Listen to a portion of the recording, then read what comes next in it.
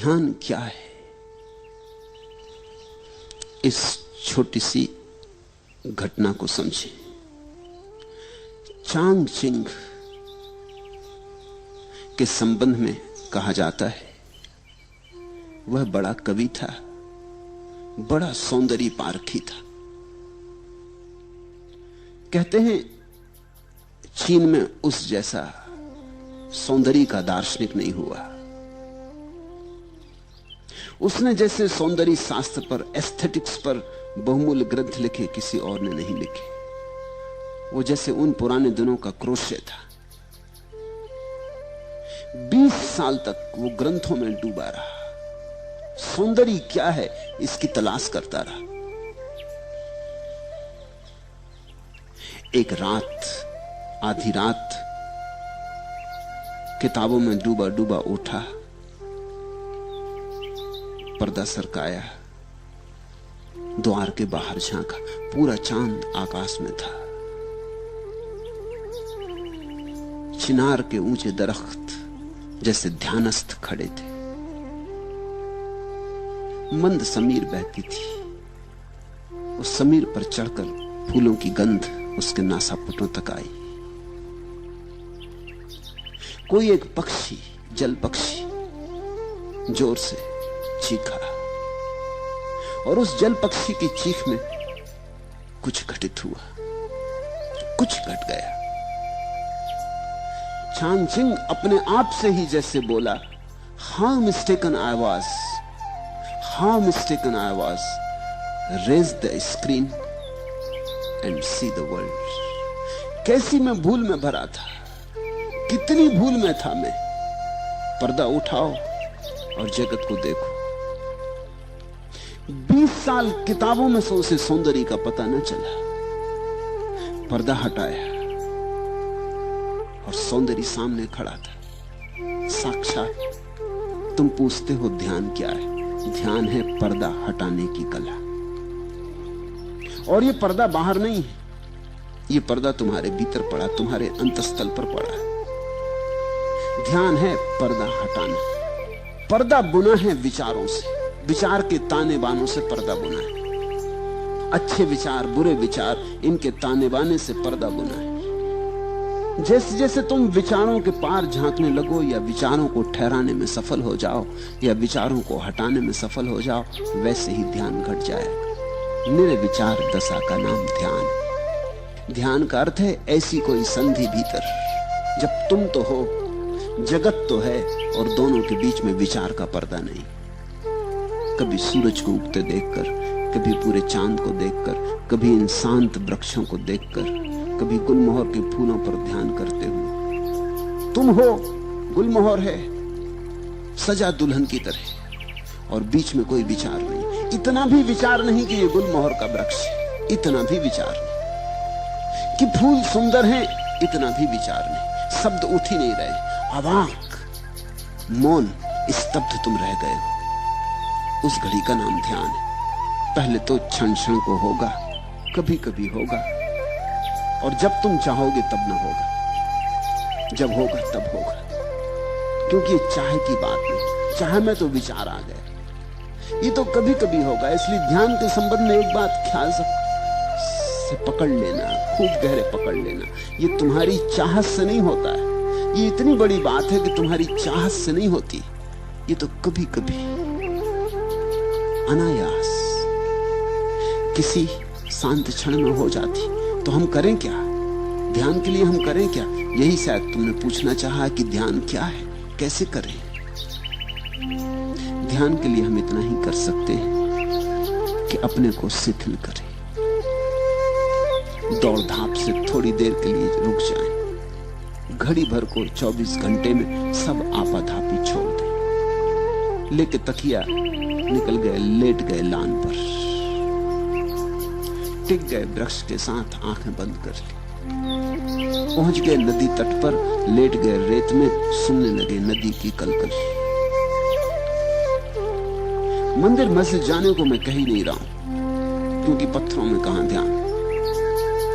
तुम जीवंत प्रकृति को खोजो। इसलिए बुद्ध ने अपने शिष्यों को कहा, जंगल चले जाओ, वहां प्रकृति नाचती दांव 24 घंटे वहां रहोगे, कितनी देर तक बचोगे? कभी ना कभी तुम्हारे बावजूद किसी क्षण में अनायास प्रकृति तुम्हें पकड़ लेगी। एक क्षण को संस्पर्श हो जाए, एक क्षण को द्वार खुल जाए, एक क्षण को पर्दा हट जाए, तो ध्यान का पहला अनुभव हुआ। और पहले अनुभव के बाद फिर अनुभव आसान हो जाते। आसान इसलिए हो जाते कि तब तुम्हें एक बात समझ में आ जाती कि सीधे सीधे ध्यान को पाने का कोई उपाय नहीं, परोक्ष मार्ग है। तुम शिथिल रहो, आहिस्ता से चलो, आपाधापी छोड़ो। 1 घंटे के लिए कम से कम 24 घंटे में लीन हो जाओ प्रकृति में। संगीत सुनो कि पक्षियों के गीत सुनो। कुछ न हो करने को आंख बंद कर लो, अपनी सांस सुनो। बुद्ध ने तो इस पर बहुत जोर दिया, अपनी सांस को ही देखते रहो। आई गई, आई गई, इसकी माला बना लो। इससे बेहतर कोई माला नहीं। हाथ में माला लेकर फेरोगे वो तो बहुत जड़ माला है। यहां जीवित श्वास चल रही, श्वास की माला फेरी जा रही। श्वास भीतर आई, बाहर गई, श्वास भीतर आई, बाहर गई। ये जो भीतर चक्र चल रहा है मंडल श्वास का, इसको ही देखते रहो शांत मौन से। इस पर ही टकटकी बांधे रहो और तुम हैरान हो जाओ। किसी बहुमूल्य मुहूर्त में कभी ताल बैठ जाता है, अचानक सब एक हो जाता है। तुम मिट गए, संसार मिट गया। पहले पहले तो क्षण भर को ऐसी झलकें आएंगी, खो जाएंगी। जब खो जाएं तो फिर उनकी तीव्रता से आकांक्षा मत करना, अन्यथा वे कभी ना आएंगी। जब खो जाएं तो कहना ठीक, अब जब फिर दोबारा आएंगी फिर होगी। मगर उनके आने के लिए द्वार दरवाजे खुले रखना। ऐसा ही समझो कि सूरज बाहर निकला है, तुम अपने कमरे में दरवाजा बंद किए बैठे हो, रोशनी भीतर नहीं आती। अब सूरज को कोई गट्ठर में बांध के भीतर लाने का उपाय भी तो नहीं। सूरज की किरणों को कोई गाय बैल जैसा हाँक के भीतर लाने का उपाय भी तो नहीं। क्या करोगे? दरवाजा खोल दो, सूरज की किरणें अपने से भीतर आ जाती। कभी कभी रात होगी और नहीं आएंगी क्योंकि सूरज नहीं है। कभी कभी दिन होगा और आएंगी क्योंकि सूरज है। कभी कभी दिन भी होगा और बादल घिरे होंगे और नहीं आएंगे क्योंकि सूरज बादलों में ढका है। मगर कभी कभी मौके मिलेंगे जब दिन है, बादल भी नहीं है, सूरज प्रकट है, तो किरणें भीतर आएंगी। तुम ज्यादा से ज्यादा बाधा न दो, बस इतना ही काफी है। मेरी बात को ख्याल में ले लेना। ध्यान को सीधा सीधा नहीं किया जाता है, बाधा न दो। इसलिए तो मैं कहता हूं नाचो, गाओ। नाचने और गाने में तुम लीन हो जाओ।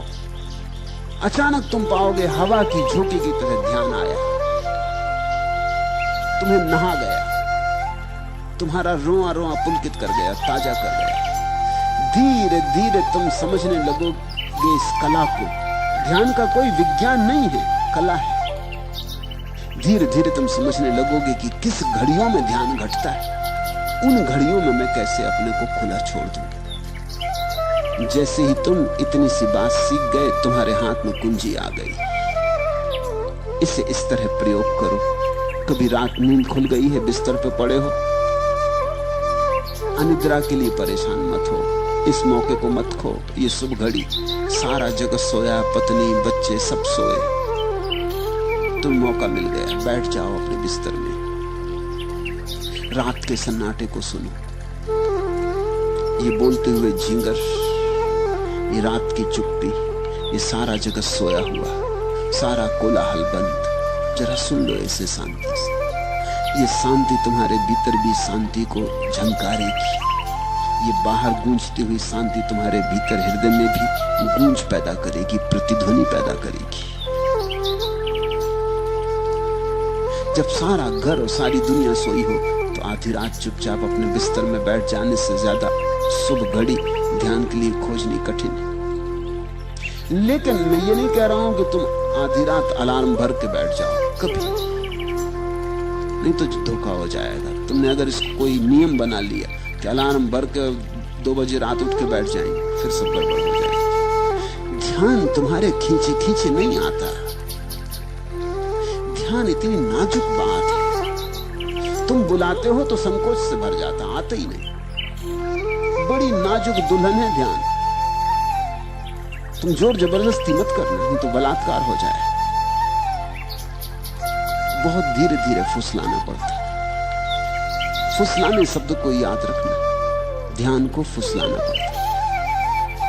फिर 24 घंटे में कभी भी हो सकता है, लेकिन ख्याल यही रखना कि फुसलाना, आयोजन नहीं करना। नहीं तो लोग उनके रोज 5 बजे उठाए और बैठ गए ध्यान कर लो, जड़ की तरह, यंत्रवत, मशीन की तरह। नहीं, ऐसा ध्यान नहीं होता। हाँ, तुम ख्याल रखो, थोड़ा अपने हृदय का भी भाव रखो कि जब तुम्हारा हृदय बहता हो तब चूकना मत। तब 1000 काम हो तो छोड़ के एकांत में बैठ जाना। अपने स्नान गृह में भी बैठ गए जाके तो चलेगा, लेकिन जब तुम्हें लगे कि हाँ अभी भीतर घड़ी आती मालूम पड़ती, विचार कुछ कम है, तनाव कुछ कम है, मन कुछ प्रफुल्लित है, आनंदित है, ये घड़ी है। लोग अक्सर उल्टा करते, जब उनका मन दुखी होता तब ध्यान करते। लोग दुख में भगवान को याद करते। ये तो जब उल्टी हवा बह रही है तब बहुत कठिन हो जाएगा सुख में याद करना। इसलिए मेरे सूत्र अनूठे हैं। मैं तुमसे कहता हूं, जब तुम्हारा मन बड़ा सुखी मालूम पड़े, कोई मित्र घर आया है, बहुत दिनों बाद मिले, गले लगे, गपशप हुई है, मन ताजा है, हल्का है, खूब प्रसन्न हो तुम, इस मौके को छोड़ना मत। बैठ जाना एकांत। इस घड़ी में सुख का सुर बज रहा है, परमात्मा बहुत करीब है। सुख का अर्थ ही होता है जब तुम्हारे जाने अनजाने परमात्मा करीब होता है, चाहे जानो चाहे न जानो। सुख जब तुम्हारे भीतर बजता है तो उसका अर्थ हुआ कि परमात्मा तुमसे बहुत करीब आ गया।